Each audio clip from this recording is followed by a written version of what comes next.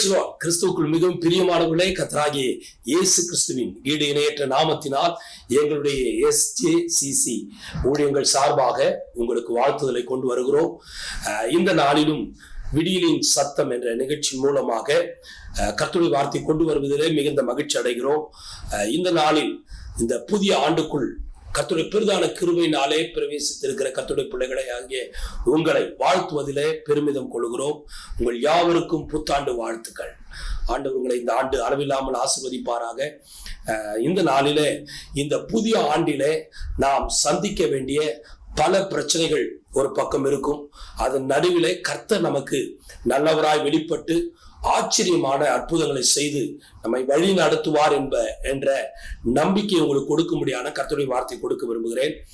ஆதியாகமம் 28:15 ஆண்டவர் யாக்கோப்போடு கூட இப்படி சொல்கிறார், நான் உன்னோடு இருந்து உன்னை காத்து உன்னை இந்த தேசத்துக்கு திரும்பி வர பண்ணி நான் உனக்கு சொன்னதை செய்யும் அளவும் கைவிடாதிருப்பேன் என்று கர்த்தர் வாக்கு பண்ணுகிறார்.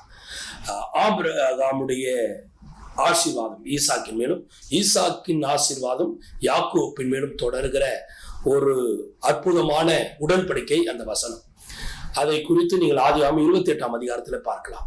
என் அன்புக்குரிய கர்த்தருடைய பிள்ளைகளே, சிலுவையின் மூலமாய் நம்முடைய ஆண்டவர் இயேசு நம்மோடு உடன்படிக்கை பண்ணியிருக்கிறார். அந்த உடன்படிக்கையினுடைய ஆசீர்வாதம் ஆண்டுகள் கடந்தாலும் அவைகள் உங்களை நிச்சயம் தொடரும். அந்த ஆசீர்வாதம் உங்கள் மேல் வந்து பலிக்கும். யாக்கோப்போடு கூட கர்த்தர் வாக்கு பண்ணுகிறார், நீ போகிற இந்த பாதையிலே நான் உன் கூட வருவேன், உன்னை திரும்பி வர பண்ணுவேன் என்று சொல்லி உன் தகப்பன் வீட்டுக்கு மறுபடியும் நீ திரும்பி வருவாய் என்று வாக்கு பண்ணுகிறார். யாக்கோப்பு போகிற அந்த பிரயாணம் பார்த்தீங்கன்னா, எங்க போறோம், என்ன நடக்க போகுது, எப்போ வருவோம், அந்த போகிற அவருடைய மாமன் வீடு எப்படி இருக்கும் என்ற எந்த ஒரு தெளிவும் புரிதலும் இல்லாமல் புறப்படுகிறார். ஆனா கர்த்தர் வாக்கு பண்ணுகிறார், நான் உன் கூட இருப்பேன்ட்டு.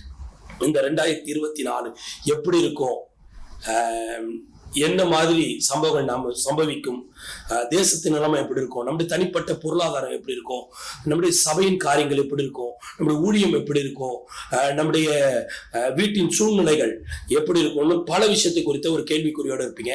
இதே கேள்விக்குறியோடு தான் யாக்கோப்பு புறப்படுகிறார். ஆனால் யாக்கோப்பின் முடிவு சமாதானமாக இருந்தது. காரணம், தேவன் அவனுக்கு வாக்கு பண்ணியிருந்தார். தேவனுடைய வாக்கு தத்தங்களை நீங்கள் பிடித்து கொண்டால் நிச்சயம் சொல்லுகிறேன், உங்களுடைய பிரயாணம் சுமூகமாய் ஆசீர்வாதமாய் இருக்கும். இந்த வாக்கு தத்துவத்தை பெற்றுக்கொண்டவனாய் புறப்பட்டு போய் கிட்டத்தட்ட 20 ஆண்டுகள் யாக்கோப்பு தன்னுடைய மாமனாகிய லாபானுடைய வீட்டிலே தங்கியிருந்து 20 வருடங்கள் கழித்து மறுபடியும் தேவன் வாக்கு பண்ணின பூமிக்கு திரும்பி வரக்கூடிய ஒரு சம்பவத்தை ஆதியாகமம் 32 பார்க்கலாம். அந்த 32 அவன் இப்பொழுது புறப்பட வேண்டிய ஒரு சூழ்நிலை வருகிற நேரத்துல 6ஆம் வசனம் இப்படி சொல்லுகிறது. 32:6 அந்த ஆட்கள் யாக்கோபினிடத்துக்கு திரும்பி வந்து, நாங்கள் உம்முடைய சகோதரனாகிய ஏசாவினிடத்துக்கு போய் வந்தோம், அவரும் 400 பேரோட உம்மை எதிர்கொள்ள வருகிறார் என்றார்கள். நல்லா கவனிங்க, தேவன் யாக்கோப்புக்கு வாக்கு பண்ணின, நான் உன்னை இந்த தேசத்துக்கு திரும்பி வர பண்ணுவேன் என்று சொன்னார். யாக்கோப்பு அவன் மாமன் வீட்டுக்கு போய் 20 வருடங்கள் கழித்து மறுபடியும் திரும்பி வருகிறார். தேவன் சொன்னது, நான் உன்னை திரும்பி வர பண்ணுவேன் என்று. தேவன் உங்களுக்கு எதை முன்குறித்திருக்கிறாரோ அந்த பாதையில உங்களை எதிர்கொள்ளக்கூடிய சக்திகள் வரும். இந்த 32 யாக்கோப்பு மறுபடி தன் தகப்பன் வீட்டை நோக்கி வருகிற பிரயாணம் உண்டாகிறது. அந்த வந்து கொண்டிருக்கிற நேரத்துல 6ஆம் வசனம் இப்படி சொல்லுகிறது, உன்னை எதிர்க்க, யாக்கோப்பை எதிர்க்க அவனுடைய அண்ணன் 400 பேரோட வருகிறான் என்ற செய்தி வருது. என் அன்புக்குரிய கர்த்தருடைய பிள்ளைகளே, இந்த 2024 கர்த்தர் உங்களை நடத்தக்கூடிய விதங்கள் எப்படி இருக்குமோ அப்படின்னு நீங்க நினைக்கலாம். நீங்க நல்லா இருப்பீங்க. உங்களை எதிர்க்கிற அத்தனை பிரச்சனையும் மேற்கொள்ளக்கூடிய வலிமை உடையவர்களாக இருப்பீர்கள். காரணம், கர்த்தருடைய வாக்கு தத்தம் உங்களுக்கு கூட இருக்கு. வாக்கு தத்தத்தை பெற்ற கர்த்தருடைய பிள்ளைகள், வாக்கு தத்தங்களை விசுவாசிக்கிற கர்த்தருடைய பிள்ளைகள், வாக்கு தத்தத்தை விசுவாசித்து அதை பற்றி கொண்டு தினம் தினம் அறிக்கை செய்கிறவர்கள் நிச்சயம் இந்த ஆண்டில நீங்கள் எதை எதிர்கொண்டு வந்தாலும் அதில் ஜெயம் எடுப்பீர்கள். உங்களை எதிர்க்கிற அத்தனையும் அடங்கி போகும். யாக்கோப்பு இப்பொழுது அவனுடைய மாமன் வீட்டுக்கு போன அந்த நாட்கள்ல இருந்து அவனை திடப்படுத்தினது, அவனை பலப்படுத்தினதா கர்த்தருடைய வாக்கு தத்தம். அந்த வாக்கு தத்தத்தை பிடித்து கொண்டு மறுபடியும் தன்னுடைய பூர்வ மண்ணுக்கு ஜென்ம பூமிக்கு வருகிறான். அவனுடைய தகப்பன் வீட்டுக்கு அந்த வருகிற பிரயாணத்தில் அவனுக்கு ஒரு சத்தம் கேட்கிறது, உன்னை எதிர்க்க ஏசா வந்து கொண்டிருக்கிறான், 400 பேரோடு வந்து கொண்டிருக்கிறான் என்று. அன்புக்குரியவர்களே, 2024 நம்ம எதிர்க்க எத்தனை நபர்கள், எத்தனை ஆவிகள், எத்தனை பிரச்சனை, எத்தனை போராட்டம் இருக்குன்னு நமக்கு தெரியாது. எண்ண முடியாத அளவுக்கு இருக்கலாம். ஆனாலும் நீங்கள் பயப்படக்கூடாது. காரணம், உங்களோடு கூட கர்த்தருடைய வாக்கு தத்தம் இருக்கு. தேவன் வாக்கு பண்ணினவர் உங்களோடு கூட இருப்பார். அவர் உங்களோடு இருக்கும் பொழுது எத்தனை பிரச்சனைகள் எத்தனை ரூபத்துல வந்தாலும் கலங்கவே கலங்காதீங்க. கட்டாயம் கர்த்தர் உங்களை கரை சேர்ப்பார். எதிர்த்து வரும் எல்லாவற்றையும் நீங்கள் மேற்கொள்வீர்கள். இந்த நாளின் செய்தியின் தலைப்பு, எதிர்த்து வரும் பிரச்சனைகளை எதிர்கொள்வது எப்படி. நிச்சயம் எதிர்த்து வரும் பிரச்சனைகள், வராதுன்னு சொல்ல மாட்டேன். ஏன்னா ஏன் சொன்னார், உலகத்தில் உங்களுக்கு உபத்திரம் உண்டு, திடம் கொள்ளுங்கள், நான் உலகத்தை ஜெயித்தேன். எத்தனை பிரச்சனை எதிர்கொண்டு வந்தாலும், உபத்திரங்கள் எத்தனை விதத்துல வந்தாலும், நெருக்கடிகள் எந்தெந்த விதத்துல வந்தாலும், நாம் அவைகளை தேவனுடைய வார்த்தைகளை கொண்டு நிச்சயம் ஜெயிப்போம், ஜெயம் எடுப்போம், வெற்றி நம்முடையதாய் மாறும். ஆமென். விசுவாசிச்சீங்கன்னா ஆமென் என்று சத்தமாய் சொல்லுவோம். ஆமென். கர்த்தருக்கு மகிமை. யாக்கோப்பு இந்த பிரச்சனையை எப்படி மேற்கொண்டு அதனுடைய வலிமையை குறைக்கிறார், அது எப்படி மாறுது அப்படின்னு சொல்லி எதிர்த்து வருகிற அந்த ஏசா 400 பேரோடு வருகிறான். நீங்க 33ஆம் அதிகாரத்துக்கு போனீங்கன்னா 4ஆம் வசனத்துல பாருங்களேன். ஆதியாகமம் 33:4. அப்போது ஏசா எதிர்கொண்டு ஓடி வந்து அவனை தழுவி அவன் கழுத்தை கட்டி கொண்டு அவனை முத்தம் செய்தான். இருவரும் அழுதார்கள். நல்லா கவனிங்க. 32:6 எதிர்த்து வருகிறான் என்ற செய்தி யாக்கோப்பின் காது கேட்கிறது. ஆனா 33:4 இப்படி போட்டிருக்கு, எதிர்த்து வந்த அவைகள் யாக்கோப்புக்கு முன்பாக விழுந்து போகிறது. அந்த வலிமை குறையுது. அந்த எதிர்த்த ஆவி வலிமை குறைந்து யாக்கோப்பை கட்டி கொண்டு முத்தம் செய்து அழுகிறான். அந்த வலிமையா அந்த ஃபோர்ஸா வந்தா பாருங்க, அது என்ன ஆச்சு? அந்த எதிர்ப்பின் ஆவி என்ன ஆச்சு? ஒன்றுமில்லாமல் போச்சு. இந்த ஆண்டு உங்களை எதிர்த்து வர எல்லாம் ஒன்றுமில்லாமல் போகும். உங்களுக்கு உண்டாக மண்டியிடும். உங்களை பார்த்து அவைகள் தாழ விழுந்து விடும். அதற்கு காரணம் என்னன்னா, ஆதியாகமம் 32ஆம் அதிகாரத்துல யாக்கோப்பு சில விஷயத்தை செய்கிறார்.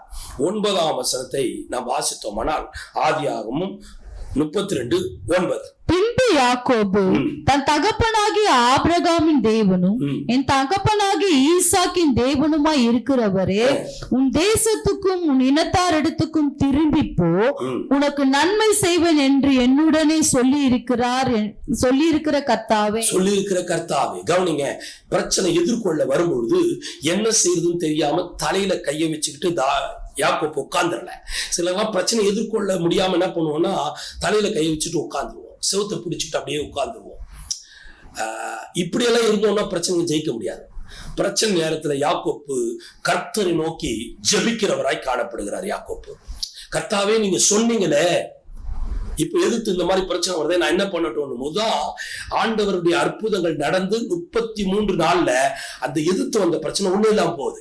அதுக்கு முதல் காரணம் ஜெபம். ஜெபத்தை இந்த ஆண்டு நீங்கள் அதிகமாய், இப்ப கடந்த வருடத்தை விட 2023 விட இந்த ஆண்டு அதிகப்படுத்துங்கள். என்ன வந்தாலும் பரவாயில்ல, ஜெபத்தை விட மாட்டேன். ஜெபம் தான் என்னுடைய ஆயுதம் என்று கையில் எடுங்கள். நிச்சயம் எதிர்த்து வரும் வலிமையான எல்லா சக்திகளும் உங்களுக்கு உண்டாக மண்டியிடும். அவைகள் ஒன்றுமில்லாமல் போகும். அது செயலற்றதாய் போவதற்கு நீங்கள் ஜெபத்திலே வளர வேண்டும், இன்னும் ஜெபிக்க வேண்டும். ஜெபத்தை நாடுங்கள். ஜெபம் உங்களுக்கு முன்பாய் இருக்கிறவைகளை தோற்கடிக்கும்.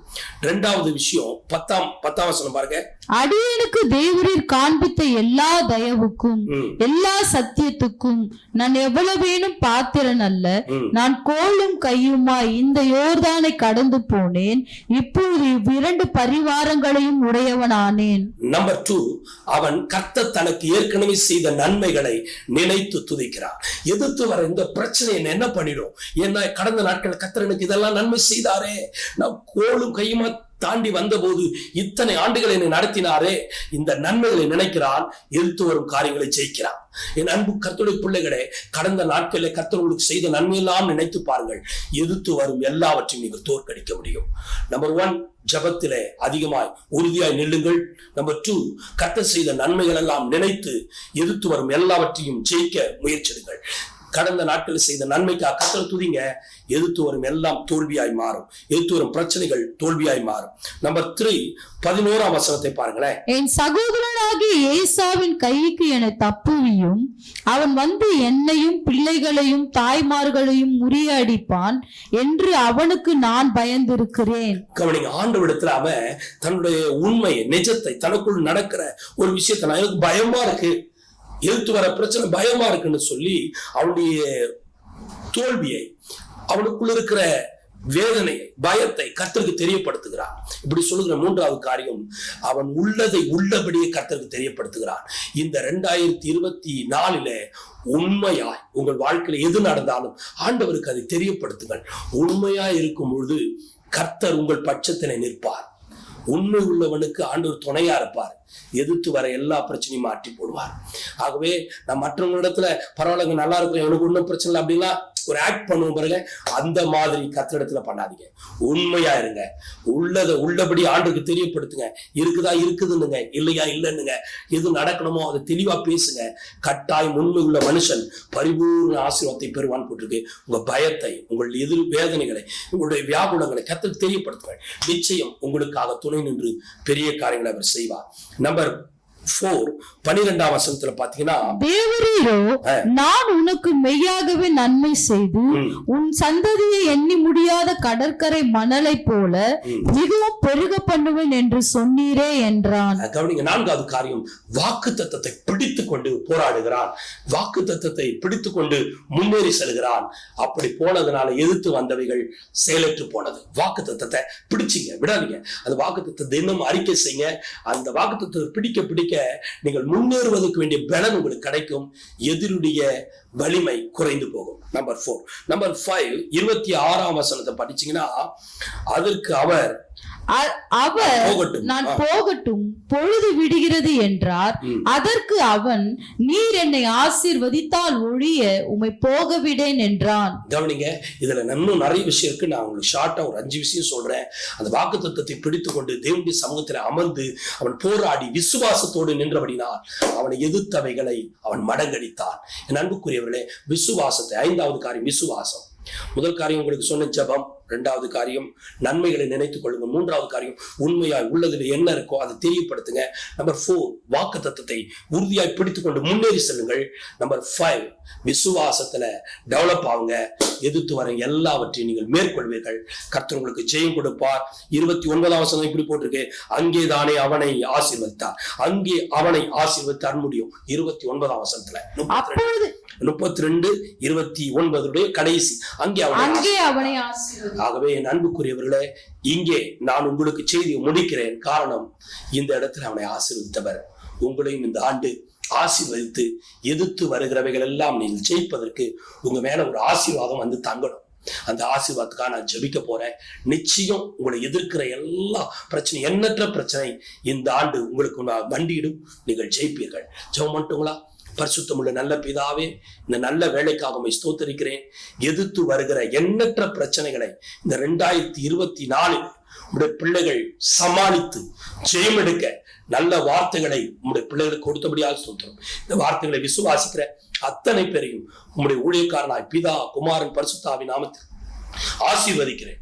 உடைய ஜனங்கள் உடைய வார்த்தையின் மேல் விசுவாசம் கொண்டு வாக்கு தத்தத்தை பிடித்துக் கொண்டு எதிர்த்து வருகிற எல்லா பிரச்சனையும் முன்னேறி செல்ல விசுவாசத்தோடு ஜெயம் எடுக்க உதவி செய்யும்.